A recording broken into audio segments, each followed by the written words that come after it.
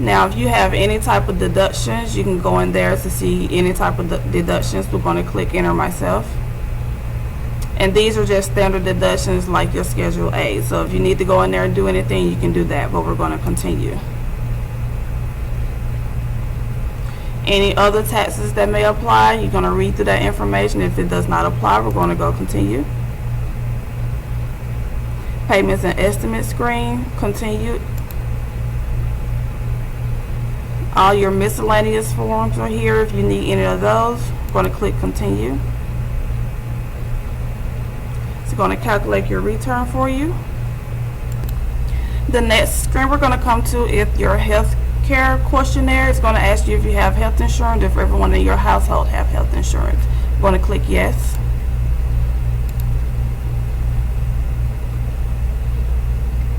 Going to ask you if you purchase this through the marketplace. If yes, click yes. If no, click no. Marketplace is like your Obamacare for your 1095A form. So we're going to click no and continue. Just verifying the household members and making sure everyone has insurance. Was your entire household insured for all 12 months? Yes. Continue.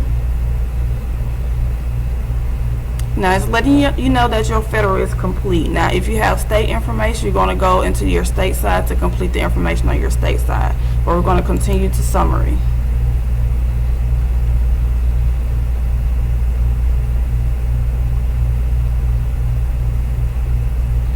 It's calculating the return, and this is going to break down what your income was, your AGI. So we're going to click continue here.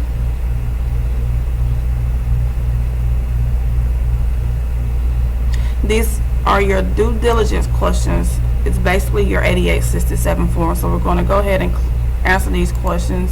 Mostly all of these questions should be yes, for the most part, if that client is trying to receive earned income credit for their dependent. So we're going to click yes here. It asks you if you interviewed your client. Did you review the information? Does anything appear to be incomplete or inconsistent? Click no. Did you satisfy the record retention? Whatever information your client provided, whether it was a W-2 or IDs, you're going to put that information there.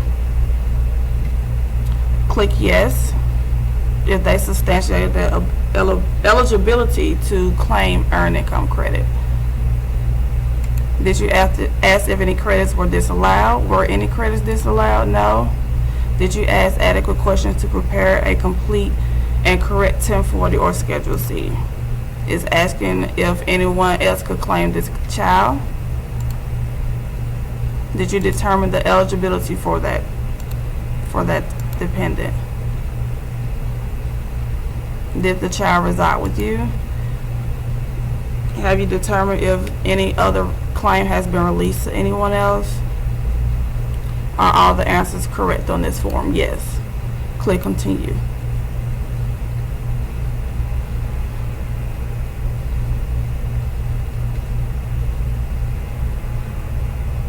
So everything looks correct here. If everything over here is green, then the client is good to go to qualify for that earned income credit. So we're going to click continue. If you need to add anything else, a statement or a note to the return, you can do that here. Click continue.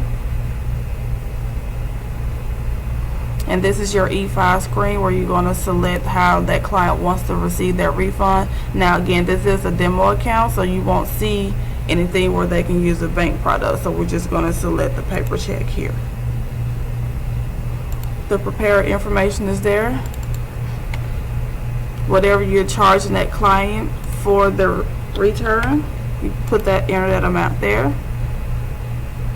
Now your electronic filing fees, and if your client wants audit protection, because we do offer audit protection as well, all that information will be in this area here. But again, this is only a demo account, so we can't actually click for that information. So we're going to save.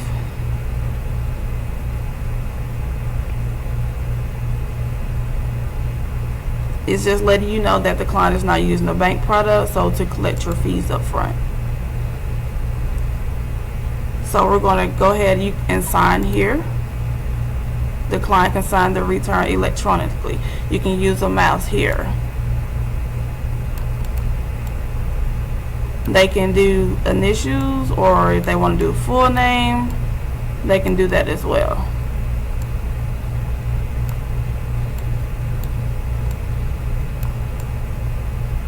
It's not going to be perfect, but it just keep the client and yourself from manually signing all these documentations. So you're going to save your signature here.